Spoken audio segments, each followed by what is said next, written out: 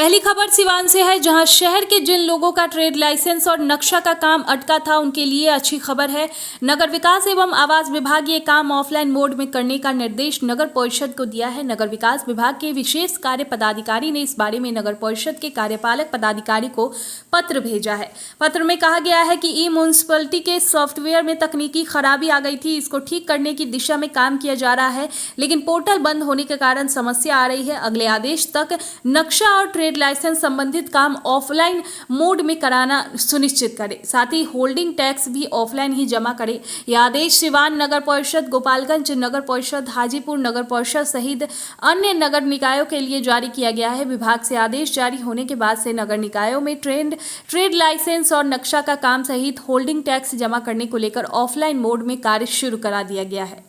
खबर पटना में एक बार शिक्षक अभ्यर्थियों और पुलिस के बीच झड़प हुई। गुरुवार को शिक्षा मंत्री के आवास पर अभ्यर्थियों ने हंगामा किया, उसके बाद पुलिस ने प्रदर्शनकारियों के खिलाफ मोर्चा थाम लिया और झड़प हो गई। राज्य के एसटीईटी शिक्षक अभ्यर्थियों ने पटना में प्रदर्शन और सचिवालय के घेराव की योजना बनाई थी। इसकी मांग है कि शिक्षा भर्ती के 7वें चरण की प्रक्रिया जल्द शुरू की जाए। राज्य के विभिन्न जिलों से बड़ी संख्या में शिक्षक अभ्यर्थी पटना पहुंचकर प्रदर्शन में शामिल हुए। दरअसल अगस्त महीने में इसी मांग को लेकर पटना में जोरदार आंदोलन हुआ था।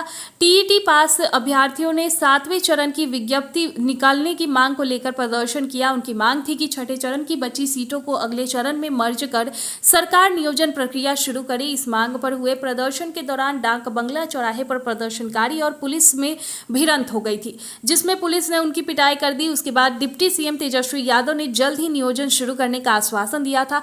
तब अभ्यर्थियों ने 5 सितंबर का अल्टीमेटम दिया था। बीते 5 सितंबर को पटना में आंदोलन किया गया, जिसमें कई लोगों को पुलिस ने गिरफ्तार कर लिया। उसके बाद भी राज्य में शिक्षक बहाली का 7वां चरण शुरू नहीं किया गया तो अभ्यर्थी फिर सड़क पर उतर गए। शिक्षक अभ्यर्थी बिहार सरकार को बार बार यह याद दिलाना चाहते हैं कि सरकार ने 10 लाख नौकरी और 10 लाख रोजगार का आश्वासन स्वतंत्रता दिवस के मौके पर दिया था। राज्य के एसटीईटी अभ्यर्थी रणनीति के तहत गुरुवार को पटना में जुटे और अपनी 7वां चरण शुरू करने की मांग को लेकर शिक्षा मंत्री के आवास के पास प्रदर्शन किया।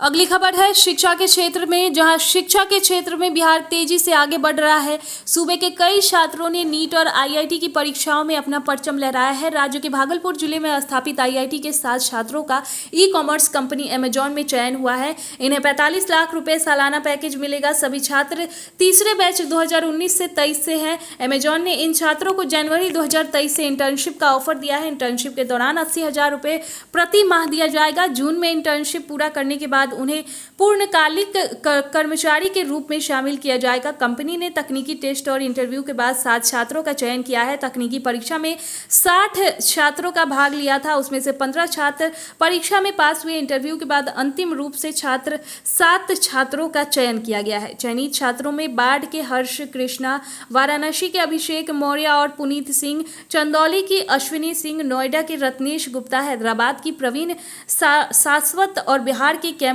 जिले के धीरज कुमार सिंह शामिल है। अगली खबर बिहार के सासाराम में बस में सवार दर्जनों यात्रियों की जान उस समय संकट में फंस गई जब चलती बस में आग लग गई। दुर्घटना के समय बस की रफ्तार बहुत ज्यादा थी। बस के भीतर धुआं भर जाने के बाद यात्रियों को इसकी भनक लगी। जब तक ड्राइवर गाड़ी को रोकता तब तक अफरा तफरी मच गई और कई लोग गाड़ी से बाहर कूद गए।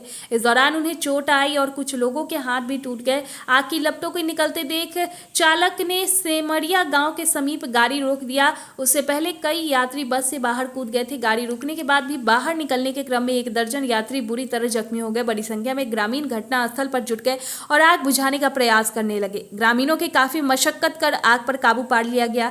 घायलों को स्थानीय अस्पताल में भेज दिया गया। सासाराम पुलिस ने छानबीन शुरू कर दिया है।